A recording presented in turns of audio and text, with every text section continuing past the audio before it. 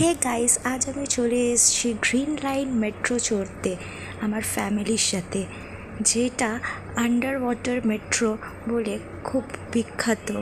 এটা এসপ্ল্যানেড থেকে ময়দান অবধি, হাওড়া ময়দান অবধি এখন খুলেছে।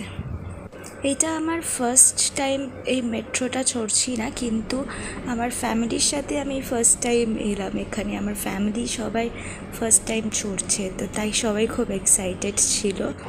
एक प्रमुख नदी के नीचे भारत की पहली रेल सुरंग है, जो सदियों पुराने दो शहरों कलकत्ता और हावड़ा को जोड़ती है। এটি নির্মাণের সময় লেগেছে মাত্র 66 দিন। इसे बनाने में केवल 66 दिन लगे। नदी गौर को अतिक्रम করে আমরা প্রবেশ করলাম হাওড়ায়। নদী পার करके हम हावड़ा में दाखिल हुए। আমরা এখন পৌঁছে গেছি হাওড়া ময়দান।